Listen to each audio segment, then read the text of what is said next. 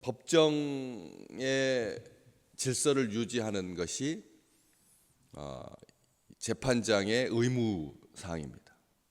법정 소란하지 아니하도록 질서를 담당해야 할 의무가 재판장에게 있는데, 대제사장 아나니아가 바울 곁에 서 있는 사람들에게 그 입을 치라 이렇게 명합니다. 바울이 한 말이 뭐가 그렇게 이 법정을 소란하게 하고 법정을 모독했는지, 위에 1절 말씀해 보면, 여러분 형제들아 오늘까지 나는 범사의 양심을 따라서 하나님을 섬겼노라. 이 말은 단 한 군데도 이 바울을 그 입을 치라고 명할 만큼 모독한 게 하나도 없지 않습니다. 보통 법정 소란케 한다거나 아니면 증인으로서의 의무를 다하지 못했을지라도 재판장은 폭력을 행사해서는 안 됩니다. 재판장은 그래서는 안 되는 사람이잖아요. 그런데 바울 곁에 서 있는, 그러니까 바울이 이걸 증언할 때 말할 때 옆에 사람들이 다 이렇게 서 있었다는 것을, 몇몇 사람들 뭐 다 서 있었는지 뭐 그런 건 모르겠지만 어쨌든 옆에 있는 사람들에게 쉽게 폭력이 얼마나 가까운지, 그 옆에 서 있는 사람은 무슨 죄가 있다고 바울을 향하여서 그 입을 치라고 그렇게 명령했을까 생각을 해보게 됩니다. 증인들이 간혹 법정 다툼이 일어나서 자신들에게 피의자가 불리한 증언을 했을 때 폭행 사태가 간혹 발생하지요. 그러니까 이 증인이 피고자나 피의자에게 불리한 증언을 했을 때, 그때 이제 난리가, 사건이 터지게 되는 거죠. 법정 안에서도 그런 경우도 있지만, 끝난 다음에 이 피의자가 무죄로 풀려났을 때 그 자기에게 불리한 증언했던 사람을 기억하고 있다가 집에 가서 아니면 길에서 칼부림이 나거나 폭력 사태가 발생하고 합니다. 종종. 그래서 그런 경우에 법정 모독 죄로, 법정을 모독했다는 죄로 단순 폭행 이상의 엄한 처벌을 받게 됩니다. 증인은 보호받아야 합니다. 증인은 보호 프로그램이 그래서 작동하고 있습니다. 이 땅의 법치가 그렇게 진행되고 있죠.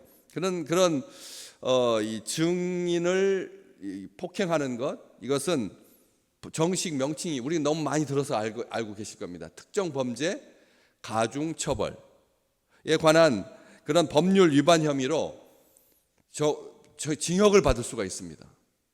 그 증인을 폭행하면 2년 정도까지 가능합니다. 얼마나 이게 쉽지 않은 범죄 행위라고 하는 것을 알 수 있는데, 게다가 바울의 말이, 바울의 증언이 얼마나 이 모독 법정을 소란하게 했고, 이 피의자, 지금 자기 자신이 지금 피해를 당한 사람인데, 피해자인데, 이 천부장에 의해서 검사 역할도 대신하고 고소 고발도 대신해가지고 천부장이 그냥 세운 거거든요. 다른 이 바울을 고소 고발한 주체가 없습니다. 유대인들이 폭행을 가했던 유대인들은 바울을 고소하지 않았습니다. 고발하지 않았습니다. 자기들도 아는 거죠. 이게 세상 법으로 따졌을 때 바울이 고소 고발 당해야 될 아무런 이유가 없었기 때문에 고소 고발하지 않은 겁니다. 그런데 천부장이 무슨 이유인지 알고자, 진상을 알고자 하여서 자기가 급하게 소집한 그 법정에 세운 사람인데, 이 사람에게 대해서 거짓말도 한 것 아니고 바울이 이 재판장을 모독했다거나 아니면 법질서를 유린한 것도 아닌데, 대제사장이 갑자기 옆에 있는 사람들에게 그 입을 치라. 그 입을 친다라고 하는 말은 이 신발을 쫙 던지는 것처럼 모독하는 행위입니다. 다른 많은 신체 부위가 있을 텐데 그 입을 치라고 하는 말은 인격을 모독하는 겁니다. 법적으로 죄인이라고 규정되지 않은 상태에서 말하고 있는 사람, 증인을 그 입을 친다라고 하는 것은 이것은 상식적으로도 말이 안 되는 거라는 거죠. 그러니까 2000년 전에 정말 엉망이었다 이걸 말하려고 하는 것이 아니라 이런 상황, 증인 보호의 의무를 가진 자가 재판장이, 대제사장이 다른 사람들로부터 협박이나 위협을 당하지 않도록 보호해 줘야 할 사람이 오히려 그 옆에 있는 사람들한테 입을 치라 이렇게 명령했다는 거죠. 도대체 이 대제사장 아나니아라고 하는 사람이 어떤 사람이었길래 이런 정말 있어서는 안 될, 이게 기록으로, 아니 세상 법정 기록이 아니라 성경책에 기록됐으니까 얼마나 이 추한 모습인데, 요세푸스는 그때의 대제사장 이 아나니아라고 하는 이 이름은 구약 성경의 하나냐라고 하는 이름과 같은 말입니다. 아나니아라고 하는 말은 하나님께서 은혜로우신다, 하나님께서 은혜로우시다라는 뜻이거든. 은혜로우신 하나님, 이름이 하나님은 은혜로우십니다인데 하나님은 은혜로우시다라고 하는 아나니아가 전혀 은혜롭지 아니야. 거짓으로 가득 찬. 역사가 요세푸스는 분명히 그에 대해서 기록합니다. 어떤 자였느냐? 제사장들의 11조를 착취했다. 제사장들이 11조를 내는 경우는 반열에 들어가지고 성전에서 봉사할 때 11조를 그때 제출하는데 그 제사장들의 11조를 착복했으니까 뭐 할 말 다 떠났죠. 제사장들의 11조를 착복했다. 역사에 기록이 남아 있습니다. 이 아나니아가 10년 넘게 제사장으로 있으면서 딱 고기간, 요 바울 재판 받는 고기간 10년 정도 제사장 긴 시간 있으면서 탐욕스럽고 난폭하고 잔인했다. 심지어는 대제사장이 탐욕스럽고 난폭하고 잔인했다라고 하는 말은 조직 깡패에게나 해당되는 말 아니에요. 그렇잖아요. 탐욕스럽고 난폭하고 잔인했다. 더 떠나서 그 밑에 술수에 능했다는, 아니 대제사장이 종교 지도자가 술수에 능한 자, 여러분 어떠십니까? 그런 사람이 대제사장이라는 거죠. 굉장히 로마에게 빌붙어서, 그러니까 우리가 친일파하듯이 친로마파라고 하는 말은 유대인들에게 이미 눈 밖에 벗어난 자, 그런 뜻이거든요. 민족을 배반한 자. 자기 직위를 유지하기 위해서 자기 대제사장 직책이 로마의 권력에 달려있다라고 하는 것을 알아서 로마 당국에다가 뇌물을 많이 갖다 바치. 그러니까 뇌물 많이 바치려면 뭐 해야 됩니까? 제사장들의 11조를 착복할 수밖에 없었죠. 눈먼 돈이라고 생각했던 겁니다. 제사장들의 11조니까 눈먼 돈이었다는 거죠. 마음대로 갖다 썼던 겁니다. 우리 지금 보고 있지 않습니까? 우리가 지금 느끼지 않습니까? 듣지 않습니까? 그런데 이게 세상 이야기도 아니고 대제사장에 관련된 이야기라는 거죠. 오죽했으면 한 10년 뒤쯤 66년 유대인들하고 로마하고 또 전쟁을 벌였습니다. 유대인들이, 이스라엘 백성들이 로마하고 전쟁을 벌이는 것 중에 제일 먼저 불탔던 집이 이 대제사장 아나니아의 집입니다. 그렇게 자기 집이 불타고 얼마나 대저택이었으면 제일 1호 표적이 되어서 방화 대상이 되었고, 자기 형과 함께 헤롯 별장 도수로 이 수도관 속에 숨어 있다가 형과 함께 살해당한, 처참하게 죽은 역사적인 기록으로 딱 남아 있는 자가 바로 이 아나니아죠. 바울이 그 치려고 하는 그 입을 치라 그렇게 명했을 때 3절 말씀 뭐라고 합니까? 회칠한 담이여 하나님이 너를 치시리로다. 회칠한 담이여 하나님이 너를 치시리로다. 내가 나를 율법대로 심판한다고 앉아서 율법을 어기고 나를 치라고 하느냐? 가만히 있지 않았습니다. 바울이 그 부당한 폭력 앞에 제 대제사장이 잘 듣고 판단하는 사람이고, 정말 증언하는 자를, 증인을 보호해야 될 사람이고, 법정을 소란하지 아니하도록 질서를 유지시켜야 할 그런 자가 함부로, 그러니까 다시 말하면 최고의 권력자인데, 그렇잖아요? 유대인 사회에서 최고 권력자입니다. 산헤드린 공회 국회의장이니까. 그런데 그렇게 부당한 명령을 하자 뭐라고 말합니까? 하나님께서 네 입을 칠 거다, 그렇게 말합니다. 대제사장은 자신의 입을 쳤어야 된다는 거죠. 자신의 마음을 쳤어야 된다는 거죠. 탐욕스럽고 난폭하고 잔인한, 술수에 능한 자, 어떻게 이런 평가를 받을 수가 있겠습니까? 그런 평가를 가장 안 받아야 될 사람이 그런 평가를 받았다라고 하는 거죠. 교활하고 악한 자였던 거죠. 인격을 모독하고 뺨을 때리는 것처럼, 신발을 던지는 것처럼 그 지역 사회에서 해서는 안 될, 세상에서도 그런 일 안 하는데 그렇게 품격 있고 고결한 그런 신분을 가진 자가 정말 율법대로 심판한다라고 말하는 자가 법대로 하지 아니하고 앉아서 제대로 살피지도 않고, 여기 이렇게 돼 있잖아요. 네가 나를 율법대로 심판한다고, 앉아서라고 하는 말은 사실 불필요한 말이잖아요. 네가 율법대로 심판한다고 하면서 나를, 율법을 어기고 나를 치라고 하느냐.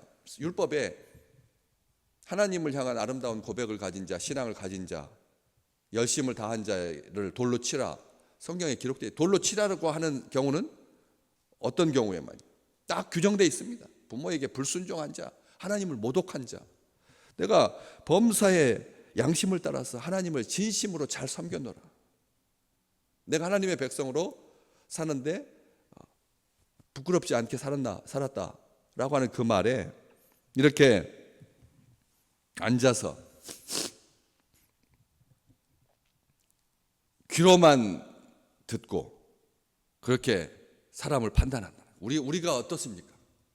우리가 앉아서 다 세상 위에 있습니다. 다 듣는 것처럼 합니다. 다 어떠세요?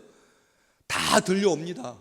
나이가 이렇게 있으면 늙은 세퍼트처럼 그렇게 굴지 마시라는 거예요. 다 들리니까 다 알아요. 우리는 눈치가 벌써 쌓여가지고 120단쯤 돼가지고 가만히 있어도 뉘앙스만 가지고도 다 아는 자가 됐다는 거죠. 율법대로 판단하는 것이 아니라 자기 감정에, 자기 기준으로 판단을. 그런 사람은 회칠한 무덤 같은 사람입니다. 우리는 회칠한 무덤 같은 사람이라고 하는 예수님의 그 말을 아시잖아요. 왜 회칠한 무덤이라고 하는 말이 나왔죠? 무덤이 오래 지나다 보면, 시간이 지나다 보면 낮아져 가지고 평지처럼 되어 가지고 예루살렘의 순례객들이 순례를 와서 자기들은 무덤이 어딘지 모르니까 주로 무덤은 어디다 썼는데요? 예루살렘 근처, 예루살렘 성전 동쪽에 하나님께서 나중에 오실 때 제일 먼저 일어날 거다라고 하는 소망을 가지고 그렇게 성전 동쪽에다, 성전 가까이다 했으니까 순례객들이 낮은 무덤을 모르고 밟게 되면 이게 빠져가지고 시체에 닿는 경우가 있어요. 그것을 예방하기 위해서 회로 하얀 선으로 여기는 무덤이라고 이렇게 표시를 했던 거죠. 그게 회칠한 무덤입니다. 취지는 뭔데요? 그 회칠한 무덤이라고 하는 말의 뜻이 무엇인데요? 실상을 그 속에 뼈가 가득하다, 부정한 것이 꽉 차 있다. 그러니까 경고하는 표시가 회칠한 무덤이었는데, 바울은 회칠한 담이여, 무슨 뜻입니까? 겉으로는 멀쩡해 담에다가 딱 해가지고 아주 선명하게 담처럼 되어 있지만, 튼튼한 새 담인 것처럼 보이지만 위험한 담이라는 겁니다. 위험한 담이라는 거죠. 그래서 쓰러져 가지고 사람 다치게 된다. 회칠한 담이라고 하는 말은 그런 말입니다. 화려한 옷을 입고 근엄한 목소리로 그렇게 하고 있지만 사실은 너는 회칠한 담이다. 마음과 행위가 의롭지 못하다. 거짓말쟁이다. 그래서 요즘 지금도 영어권에서는 아나니아라고 하는 이 말은 거짓말쟁이라고 하는 속어입니다. 이게 그런 속어가 됐다니까요. 정말 거짓말쟁이 누구였습니까? 누구와 삽비라? 아나니아와 삽비라처럼 하나님을 속이는 자. 비뚤어진 양심을 가지고 하나님 잘 섬기는 척하는, 위선하면서 귀는 딱 열려 있어가지고 딱 앉아가지고 세상을 관조하듯이 품이 있어 보이는데 막 세상에 다 듣고 자기가 다 판단하고 자기가 정리하고 자기가 율법 위에 있고 자기가 하나님 위에 있어서 그렇게 하지 말라는 거죠. 하나님 잘 섬기는 척하지만 최고로 하나님 잘 섬기는 사람이 대제사장입니다. 제사장 중에 제사장인데 로마의 앞잡이가 되어서 로마의 종로를 타고 있었던 거죠. 거짓 믿음을 가지고 하나님께서 죄를 드러내실 거라는 거죠. 하나님 반드시 드러내십니다. 가증한 거거든요. 우리 왕 같은 제사장들이요, 제사장 중에 제사장이라는 뜻입니다. 이게 얼마나 무서운 말인지 아셔야 합니다. 하나님께서 직접 우리의 입을 치실 거라는 거죠. 만약 우리가 그렇게 가증하게 행한다면 격렬한 노를 바라고 무질서하고 야만적인 것이 우리 속에 꿈틀댑니다. 수시로 꿈틀댑니다. 조그만 나에 대한 언짢은 소리만 들으면 이 속에서부터 분노가 막 솟구쳐서 사람을 10명도 더 죽이고도 남는 거죠. 그 입을 치는 정도가 아니라 사람을 10명도 들었다 놨다 하고요. 얼마나 우리가 격한지요. 우리가 얼마나 거친지. 오늘 이 말씀 속에서 하나님으로부터 멀리 떨어져 있지 않은가. 하나님이 앉아 계셔야 할 그 자리에 내가 앉아 있지 않은가. 오늘 한 주간 동안 수고 많으셨습니다. 그렇지만 이러한 하나님을 향한 아름다운 섬김이, 열정이 내가 앉아 있어야 할 자리, 하나님이 앉아 있어야 할 자리를 차지하고 있어서, 그래서 앉아서 세상 사람들을 살리기도 하고 쓰러뜨리기도 하는, 입을 치는, 뺨을 때리는, 신발을 벗어 던지는 그런 자가 아니라 진정 하나님과 함께하고 하나님을 기뻐하고 하나님의 영광을 드러내는 우리 귀한 식구들 되시기를 주의 이름으로 축복합니다.